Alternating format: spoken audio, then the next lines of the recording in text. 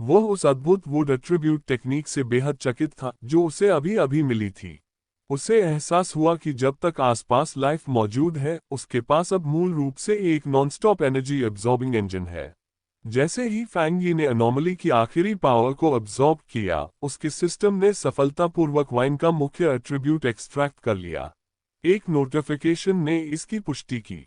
Extracted attribute डेजोलेशन। System ने इसकी खतरनाक शक्ति का वर्णन किया, जो आसपास की सारी लाइफ को नष्ट करने वाली एक भयानक डेसोलेट ऑरा तुरंत पैदा कर सकती थी। फैंग यी हरे रंग की घूमती एनर्जी में शांत खड़ा था, नई शक्ति को पूरी तरह महसूस करते हुए। जब उसने अपनी आंखें खोली तो वे डेसोलेट वाइन जैसी चमकीली हरी रोशनी में दमक रही थी। वह अब लाइफलेस क्लियरिंग में खड़ा था, उसके चारों ओर हल्की हरी औरत थी।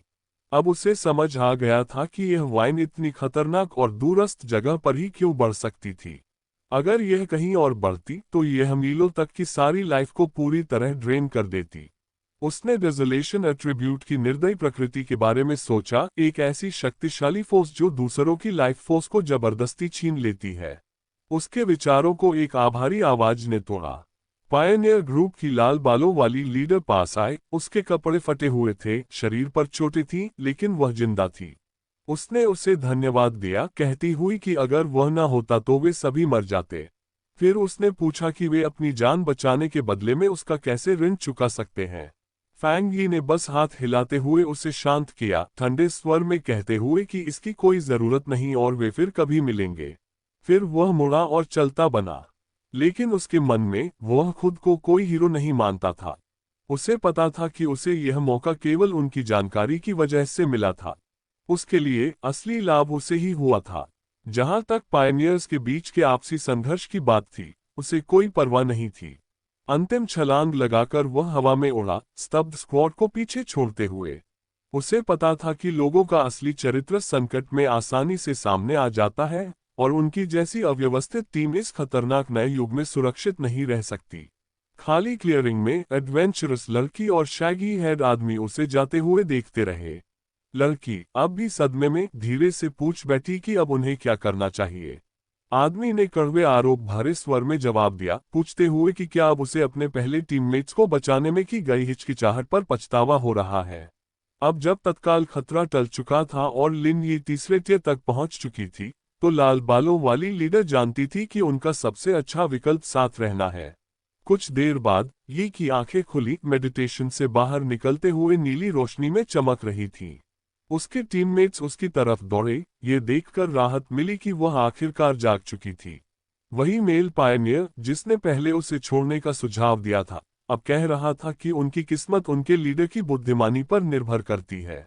लेकिन एक अन्य टीममेट ने कहा कि अब उनका ध्यान उस रहस्यमय अजनबी पर होना चाहिए जिसने उन्हें बचाया। ये अब भी उलझन में थी। उसने पूछा कि आखिर हुआ क्या था। जमीन पर पड़े अपने अन्य बेहोश टीममेट्स को देखते हुए वह खड़ी हुई और तभी पास के एक पेड़ से उठती यांग एट्रीब्यूट की बची हुई शक्ति की जलती हुई गर्माहट ने उसे झकझोर दिया। वह उसकी तीव्र गर्मी को दूर से ही महसूस कर पा रही थी। शैगी हेड आदमी आगे बढ़ा और उसने समझाने की पेशकश की कि उसके बेहोश होने के दौरान क्या हुआ था। उसी दिन बाद में अपने कजिन के अपार्टमेंट के सामने खड़ी ये अब भी उन अविश्वसनीय घटनाओं को समझने की कोशिश कर रही थी। उसे विश्वास नहीं हो रहा था कि कोई इतना शक्तिशाली व्यक्ति सच में मौजूद हो सकता है।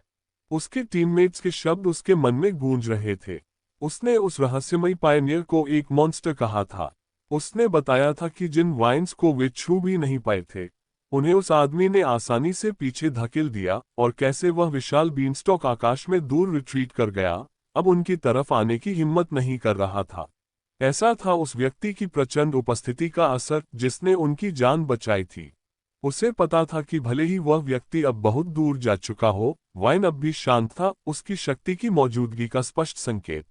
उसने अपार्टमेंट का दरवाजा खोला और हैरान रह गई जब फैंग यी उससे मिलने के लिए वहां मौजूद था।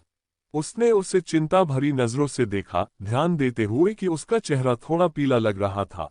यी ने जल्दी से खुद को संभाला, एक मुस्कान बनाते हुए उसकी चिंता को टाल दिया, अपनी थकान का कारण लंबे दिन की पढ़ाई को बताते हुए। फैंग यी ने उसकी बात मान ली, उससे कहते हुए कि उसने कड़ी मेहनत की है और अब उसे आराम करना चाहिए। उसने डिनर के लिए टेकआउट मंगवाने की पेशकश की और यी ने हामी भर दी, फिर अपने कमरे की ओर बढ़ी। अंदर पहुंचते ही वह अपने बिस्तर पर गिर गई, पूरी तरह थकी हुई। उसे पता था कि ब्रेक थ्रूज मानसिक रूप से बेहद थका देने वाले होते हैं, जिनमें बहुत अधिक कंसंट्रेशन की आवश्यकता होती है। वह खुद को एकदम थका हुआ महसूस कर रही थी, जैसे उसने 1 महीने तक जागकर समय बिताया हो। बिस्तर पर लेटी हुई, फोन पर स्क्रॉल करते हुए उसने एक राहत की सांस ली। अब वह एक ऑर्डिनरी व्यक्ति नहीं रही। कुछ ऑल नाइटर्स में वह नहीं मरेगी। उसने स्वीकार कर लिया कि इस लगातार लाइफ थ्रेटनिंग संघर्ष को सहना अब एक पायनियर का भाग्य है, एक ऐसी दुनिया में जहां सब कुछ बदलने लगा था।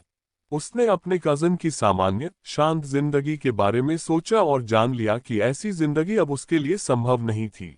उसकी चुपचाप चलती सोच को पायनियर ग्रुप चैट में आए नए मैसेज ने तोड़ दिया। यह मैसेज एक यूजर जर्म से था, जो आमतौर पर ग्रुप में चुप रहता था लेकिन बहुत शक्तिशाली माना जाता था। जियोलन ने बस एक सीधा मैसेज भेजा था, अगर उस शक्तिशाली आदमी के कोई और निशान मिले तो मुझे बताना। यह पहली बार था जब जियोलन ने ग्रुप में कुछ कहा था और इसने तुरंत यी का ध्यान खींच लिया। उसने सहमति में रिप्लाई किया और फिर ग्रुप से अपना सवाल पूछा। उसने पूछा कि क्या उन्हें लगता है कि जिसने उन्हें बचाया वही व्यक्ति डार्क रिवर लावा ड्रैगन इंसिडेंट वाला हो सकता है, और अगर हाँ तो उसने उनकी मदद क्यों की होगी। ग्रुप चैट अचानक एक पोस्ट से जगमगा उठा जो रहस्यमयी हाइटियर यांग ट्रिब्यूट मास्टर के बारे में था।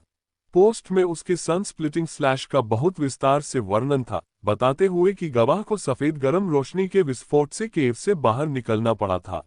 पोस्ट के लेखक ने पूरी निश्चितता के साथ घोषणा की थी कि किसी कंट्री में कोई भी पायनियर उसकी शक्ति का मुकाबला नहीं कर सकता और चेतावनी दी थी कि अगर कभी उससे सामना हो तो दूर रहना। उधर फैंग यी अपनी बाइसिकल पर शाम के लिए निकल पड़ा। उसे विश्वास था कि दिन की घटनाओं के बाद उसकी कजन अब उस पर शक नहीं करेगी, जिससे उसे आने जाने की पूरी आज़ादी मिल जाएगी। इस नई स्वतंत्रता के साथ उसके मन में एक नया मिशन था। अब समय आ गया था कि वह अपने नए डेजोलेशन एट्रीब्यूट के लिए एक उपयुक्त कैरियर ढूंढे। उसे पता था कि यह शक्ति प्लांट्स के साथ सबसे अधिक कंपैटिबल है, इसलिए वह रात में तेजी से पेडल मारते हुए अपनी खोज शुरू करने निकल पड़ा। रात में राइड करते हुए फैंग यी ने सोचा कि इस नई प्राप्त डेजोलेशन एट्रीब्यूट का सबसे अच्छा उपयोग कैसे किया जा सकता है। उसे पता था कि इसकी शक्ति के बावजूद यह अपने मूल में एक बुरी शक्ति है, जो डिस्ट्रक्शन और डिके पर आधारित है। उसे चिंता थी कि अगर वह इसे अपने शरीर पर लगाएगा तो इससे खतरनाक रिएक्शंस हो सकते हैं। इसके अलावा उसे ये भी डर था कि इसकी नकारात्मक प्रकृति उसकी थंडर एट्रीब्यूट की शुद्धिकारी शक्ति से टकरा सकती है। उसने तय किया कि सबसे अच्छा समाधान यही होगा कि वह इस एट्रीब्यूट के लिए एक कैरियर ढूंढे, कुछ उसी अजीब वाइन की तरह। उसे अंदाजा था कि वह मूल वाइन मॉन्स्टर तब पैदा हुआ होगा जब एक साधारण पौधे ने रिच स्पिरिचुअल एनर्जी की वापसी को महसूस किया और इवॉल्व करने का निर्णय लिया, जिससे डेजोलेशन एट्रीब्यूट एक शक्ति जुटाने के साधन के रूप में उत्पन्न हुआ। ये सोचते हुए उसके मन में एक योजना बनने लगी। एक आत्मविश्वास भरी मुस्कान के साथ उसे ठीक ठीक पता था कि अब उसे कहाँ जाना है। वह चांदनी से नहाई सड़क पर चलता रहा, जो फॉरेस्ट पार्क की ओर इशारा करते एक साइन के रास्ते उसका मार्गदर्शन कर रही थी। वह बड़े अर्बन पार्क में पहुंचा और अपनी बाइक छोड़कर वुड्स में चला गया। चमकीली पूर्णिमा के नीचे वह चमकते जगमगाते फूलों के मैदान से गुजरा। उसे पता था कि उसे एकदम सही लकी वन ढूंढना है, ऐसा पौधा जो उसकी स्पिरिचुअल एनर्जी के साथ सबसे गहरा संबंध बना सके और उससे निकटता का एहसास कराए। अपनी आंखें बंद करके उसने ध्यान केंद्रित किया, अपनी स्पिरिचुअल एनर्जी को फैलाते हुए। उसके शरीर से एक चमकीली हरी ऑरा बहने लगी, जो पूरे फॉरेस्ट में फैलकर प्लांट्स को ढक रही थी। वो पौधों की प्रतिक्रिया महसूस कर सकता था, उनकी स्पिरिचुअल एनर्जी की लहर उसकी ऊर्जा का स्वागत करती हुई ऊपर उठ रही थी। उसने ध्यान दिया कि भले ही उनकी प्रतिक्रिया पर्याप्त थी, लेकिन उसकी जरूरत के लिए यह अभी भी काफी नहीं थी। जैसे ही फैंग यी अपनी स्पिरिचुअल एनर्जी भेजता रहा, उसे एहसास हुआ कि उसे आसपास के प्लांट से बहुत अधिक शक्तिशाली प्रतिक्रिया चाहिए। अचानक वह रुक गया, उसका ध्यान फॉरेस्ट के एक विशेष स्थान पर गया। वहां ऊंची घास के बीच एक अकेला सफेद फूल था, जिसके केंद्र से हल्की चमक निकल रही थी। वह मानो उसे पुकार रहा था। उसने सोचा कि क्या यही वह था जिसे वह खोज रहा था। उसने सावधानी से उसके पास जाकर अपनी उंगली बढ़ाई। जैसे ही उसकी उंगली की नोक फूल को छुई, उसकी पंखुड़ियां उसके चारों ओर बंद हो गईं और वह उसकी दी हुई स्पिरिचुअल एनर्जी को तेजी से सोखने लगा। फिर फूल ने खुद को फिर से खोला, मानो खुशी से दमक रहा हो, जैसे उसने अभी अभी एक बेहतरीन भोजन किया हो। फैंग यी फूल के पास घुटनों के बल बैठ गया, उसके चेहरे पर हल्की मुस्कान थी। उसने नोट किया कि उसमें कितनी प्रबल स्पिरिचुअलिटी थी।